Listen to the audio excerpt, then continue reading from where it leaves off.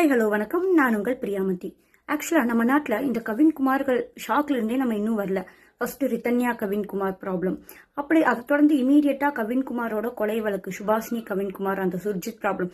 நம்ம நாடு தமிழ்நாடு எதை நோக்கி போயிட்டு இருக்குதுன்னே தெரியாத ஒரு குழப்பத்துல, என்னடா இந்த ஜென்ரேஷன்ல கூட இப்படி இருக்காங்களா? ஆக்சுவலா இளவரசு திவ்யா, அது அந்த ஆணவ படுகொலை அது நடந்து 1 டிகேடே ஆயிடுச்சுங்க, 10 இயர்ஸ் மேல ஆயிடுச்சு. பட் ஸ்டில் இந்த காலத்துல கூட இப்படி ஒரு ஜாதி வெறியோட இருக்காங்க. இன்னுமா அவங்க பேரண்ட்ஸ் ஊட்டி வளர்த்துட்டு இருக்காங்க. முதல்ல இதுக்கு இப்ப நிறைய பேர் லவ் மேரேஜ் பண்ணிக்கிறாங்க, எல்லாம் பண்ணிட்டு இருக்காங்க. பட் ஸ்டில் இந்த சம்பவங்களை எல்லாம் பார்க்கும்போது என்னடா எதை நோக்கி நம்ம இளைய தலைமுறைகள் வந்துட்டு இருக்குதுன்னு யோசிச்சுட்டு இருக்கிற இந்த காலகட்டத்துல இடையில இந்த கௌஷிக் வேறங்க, யாரு நம்ம வாட்டர்மெலன் ஸ்டார் திவாகர் தான். ஓகே, யாரு வேணா ஃபேமஸ் ஆகலாம். திவாகர் சார், இது உங்களுக்கு தான். யாரு வேணா ஃபேமஸ் ஆகலாம், எல்லாத்துக்குமே திறமை இருக்கு. யாரையும் குறை கூறுறதுக்கு இங்க தகுதி கிடையாது. ஏன்னா அவங்கவுங்க டேலண்ட்டுக்கு அவங்கவுங்க வளர்றாங்க. பை காட்ஸ் கிரேஸ் நீங்க பண்றது மக்களுக்கு பிடிச்சு போச்சு. நீங்க கோமாளித்தனமா பண்றத மக்கள் ரசிக்கிறாங்க. கோமாளித்தனம்னு சொன்னா வேற அவருக்கு கோவம் வந்துடும். இன்டர்வியூஸ் முதல்ல எடுக்கிறத நிறுத்துங்க. எல்லா யூடியூப் சேனல்ஸ் ஃப்ரம் கலாட்டா டு 100 சப்ஸ்கிரைபர் வச்சிருக்கிற யூடியூப் சேனலுக்கு கூட அவரு காசு வாங்கிட்டு அவரு பப்ளிசிட்டி பண்ணிட்டு இருக்காரு. எனக்கு தேவை ட்ரெண்ட்ல நான் மட்டும்தாண்டா இருக்கணுங்கிற மாதிரி அவரு ஃபுல்லா இன்டர்வியூ கொடுத்துட்டு இருக்காரு. இவங்க என்ன பண்றாங்க, யூடியூப் சேனல்ஸ், மீடியா, நம்மளுக்கு அது மூலமா டிஆர்பி கிடைக்குது அப்படின்னு அவரை கூப்பிட்டு எடுக்கிறாங்க. அவரு பெருசா ஒன்னும் சாதிக்கவே இல்லை. அப்புறம் எதுக்கு எல்லாரும் அவரை கூப்பிட்டு இன்டர்வியூ எடுக்கிறாங்கன்னு தெரியல. டாக்டர் திவாகர் சார், ஐயோ அவர் பின்னாடி படிச்சது சொல்லலான்னா வேற அவருக்கு கோவம் வந்துருது.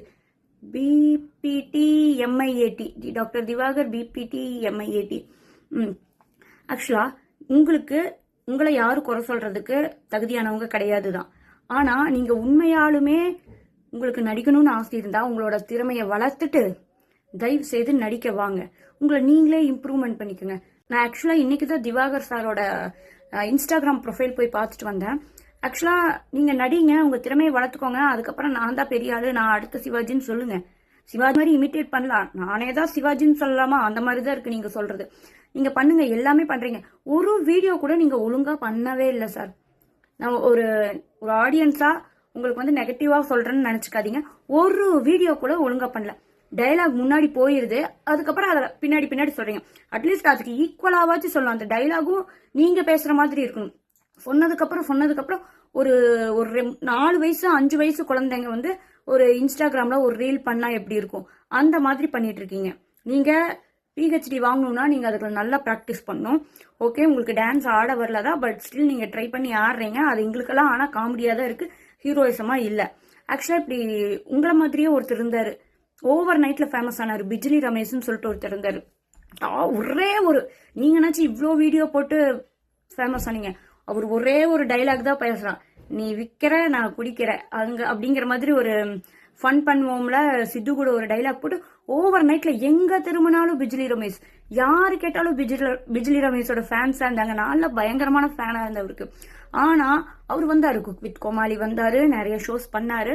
பட் யாருக்குமே அவர் குக் வித் கோமாளில காமெடியும் பண்ணல. அதுக்கு மேல அவருக்கு என்ன பண்ணணும்னு தெரியல. அவர் எவ்வளவு உச்சிக்கு போனாரோ அப்படியே டப்புன்னு கீழே போயிட்டாரு.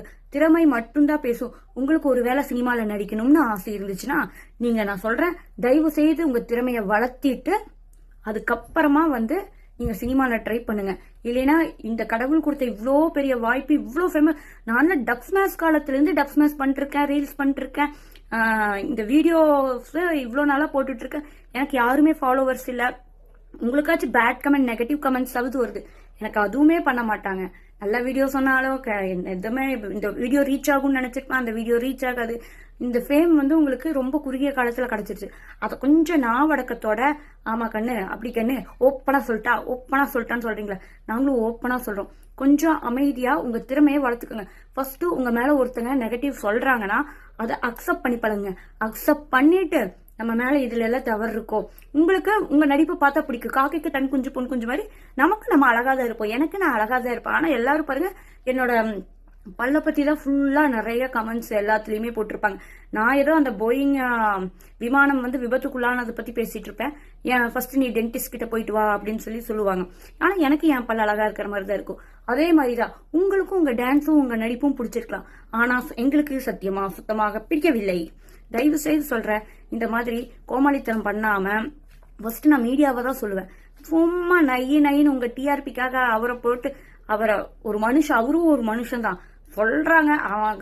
அவன் சொல்லிட்டேன், சாரி சார் திவாகர் சார், அவங்க பண்றாங்க, அவங்க தான் சொல்றாங்கன்னா நீங்க எதுக்கு வளர்த்து விடுறீங்க?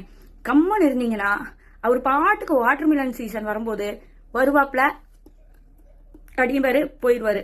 நீங்க வாட்டர் மிலன் ஸ்டாரா இருங்க, தர்பி ஸ்டாரா இருங்க, கொய்யாக்கா ஸ்டாரா இருங்க, என்ன ஸ்டாரா வேணா இருங்க, ஆனா தயவு செய்து எங்க உயிர் எடுக்காதீங்க. நடிப்பு அரக்கன் அப்படி உண்மையாலுமே நீங்க மாறணும். நீங்க இன்னும் புகழின் உச்சிக்கு போகணும், நீங்க நிறைய ஷோஸ் போகணும். அதுல எல்லாமே நீங்க வந்து அப்படியே ஃபுல்லாவே நீங்க கண்டினியூ பண்ணிட்டே இருக்கணும். உங்க டேலண்ட் மட்டும்தான் பேசும். அதுக்கு நான் டேலண்டா இருக்கிறேன்னு நினைச்சிட்டு நீங்க நினைச்சிட்டு இருக்கீங்க பாத்தீங்களா, நினைச்சிட்டு நம்மள தாண்டா மக்கள் ரசிப்பாங்க. அப்புறம் கோமாளிக்கு கோமாளி பிறக்கதான் செய்வான். நீங்க இந்த மாசம் ட்ரெண்டு, அடுத்த மாசம் உங்களை விட ஒருத்தன் கோமாளித்தனம் பண்ணிட்டு இன்னொருத்தர் வந்தானா மக்கள் உங்களை மறந்துடுவாங்க. உடனே அவருக்கு ஃபேன்னு சொல்லிட்டு அவரு பின்னாடி போயிருவாங்க, அவரை ட்ரெண்ட் ஆக்கிடுவாங்க, உங்களை மதிக்க கூட மாட்டாங்க. அதனால தயவு செய்து உங்க டேலண்ட்டை வளர்த்துட்டு, நான் நடிப்பு அரக்கன், நான் தான் அடுத்த சிவாஜி, ஏன் வரக்கூடாதா? நீங்களா ட்ரோல் பண்ணாதான் எல்லா நடிகர்களும் பெரிய ஆளா இருக்காங்க, அந்த மாதிரி என்னையும் ட்ரோல் பண்றீங்க, நான் பெரிய ஆளா இருக்கேன்.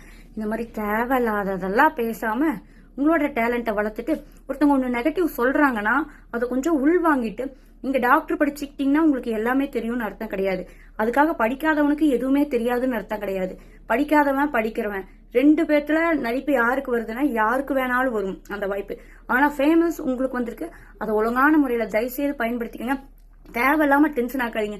நான் வந்து உண்மையாலுமே நல்ல நல்ல வீடியோஸா தான் போட்டுட்டு இருக்கேன் என்னோட சேனல்ல. எனக்கு சுத்தமா இன்ட்ரெஸ்டே இல்ல. ஒரு 2 வாரத்துல இருந்து பயங்கர பீக்ல தான் இருக்கீங்க. பட் எனக்கு உங்களை பத்தி பேசணுங்கிற இன்ட்ரெஸ்டே இல்ல. அதனால தான் நான் பேசவே இல்லை. இன்னைக்கு ஏன் பேசுறேன்னா, அந்த அஹ்மத் மீரன், ஷக்கீலா மேம் அவங்கெல்லாம் வந்து உங்க மேல கம்ப்ளைண்ட் கொடுத்துருக்காங்க, நீங்க சாதியை பத்தி பேசுறீங்கன்னு சொல்லிட்டு. நான் ஆக்சுவலா மெயினா பேச வந்ததே அதுக்குதான். இவ்வளவு படிச்சிருக்க நீங்க எல்லாருமே சமம்னு உங்களுக்கு தெரியலையா? எல்லாருமே சமம் தான், சாதின்னு நீங்க இல்லவே இல்ல, எல்லாருமே மனுஷங்க தான் அப்படின்னு உங்களுக்கு தெரியலையா? எங்க சாதி பையன் அப்படின்னு சொல்றீங்களா, இவனுக்கும் வாழ்க்கை போச்சு அப்படிங்கிறீங்களா, இவனுக்கு உயிரே போயிடுச்சுல, அதுக்கு நீங்க ஏன் ஃபீல் பண்ண மாட்டேங்கிறீங்க? இந்த மனுஷனா இருந்தாலும் நம்ம இந்தியனா இருந்தாலும் ஃபாரினர்ஸை கல்யாணம் பண்ணிக்கலாம், இந்த ஜாதி பையன் இந்த ஜாதி பொண்ணை கல்யாணம் பண்ணிக்கலாம், எல்லாருமே ஒண்ணுதான். ஃபர்ஸ்ட் படிச்சவங்கன்னா படிச்சவங்க மாதிரி பேசணும், அப்பதான் அடுத்தவங்க ட்ரோல் பண்ண மாட்டாங்க. எல்லாரும் ட்ரால் பண்றாங்கன்னா நீங்க அந்த மாதிரி பேசி வச்சிருக்கீங்க ஜாதியை பத்தி. அதுதான் இந்த மாதிரி பேசுறதுனாலதான் யாருமே உங்களை மதிக்க மாட்டேங்கிறாங்க. புரிஞ்சுதா? கேட்ட நான் யதார்த்தமா சொன்னேன், நான் என்ன பேசினாலும் ட்ரெண்ட் ஆயிடுது. ஒரு ஃபேமஸா இருந்தாலே இது என்ன அழகா படிச்சுட்டே ஆண்டவா அப்படிங்கிற மாதிரி, நான் ஃபேமஸா இருக்கறனால நான் என்ன பேசினாலும் ட்ரெண்ட் ஆயிடுது. என்ன பேசினாலும் ட்ரெண்ட் ஆகல, என்ன பேசினாலும் ட்ரெண்ட் ஆனாலும் நீங்க தேவையில்லாத சாதியை பத்தி எல்லாம் பேசுறீங்க. இப்போ உங்களுக்கு நிறைய ஃபாலோவர்ஸ் இருக்காங்க, லட்சக்கணக்கில் ஃபாலோவர்ஸ் இருக்காங்க. இன்ஸ்டாகிராம்ல பார்த்தேன் 239Kவோ 236Kவோ என்னமோ ஃபாலோவர்ஸ் இருக்காங்க. அவங்க எல்லாருமே உங்களை பிடிச்சி ஃபாலோ பண்ணிருக்காங்க. அப்ப நீங்க அவங்களுக்கு உங்க நடிப்பு மூலமாவோ இல்ல நீங்க பேசுறத அவங்க கேக்குறாங்க அப்படின்னா அது நல்லது மட்டும்தான் நீங்க சொல்லணுமா ஒழிஞ்சு, இப்ப என் சாதின்னு சொன்னீங்கன்னா அதுல 1 லட்சம் பேர் உங்க சாதிக்கார பையன் இருப்பான். சே நம்ம தலைவன் சொல்லிட்டான்டா, யாரா ஆமாடா நம்மளாம் பெரிய ஆளுன்னு ஒரு 18 வயசு பையன் அப்படின்னு நினைப்பான். அவங்களுக்கு தெரியாது நீங்க ஒரு 36 வயசான ஒரு எரும மாடு. உங்களுக்கு தெரியும் நம்ம என்ன சொல்றோமோ குழந்தைங்க அதுதான் அந்த மாதிரி தான் வளரும். நீங்க வந்து இப்படிதான்டா நாம தாண்டான்னு சொல்லி வளர்த்தீங்கன்னா அந்த பசங்களும் அந்த மாதிரி தான் வளருவாங்க. தயவு செய்து இந்த சாதி பத்தி பேசுறது இனிமேல் நீங்க இன்டர்வியூ குடு உனக்கு இருக்கு, நான் போய் கேஸ் கொடுக்குறேன். நெதர்லாந்துல இருந்து வந்து சும்மா உட்காந்துக்க வேண்டியது, இன்டர்வியூ போக வேண்டியது, 2 கொஸ்டின் கேட்டோன்னே எந்திரிச்சு போயிட வேண்டியது, சம்பளத்தை கொடு, என்னோட பேமெண்ட் கொடு. இது வரைக்கும் 300 சேனல்ல மக்களே இன்டர்வியூ கொடுத்துருக்காரா. ஒரு இன்டர்வியூக்கு 6000 இருந்து 8000 ரூபாய் வரைக்கும் வாங்கிட்டு இருக்கிறாரா.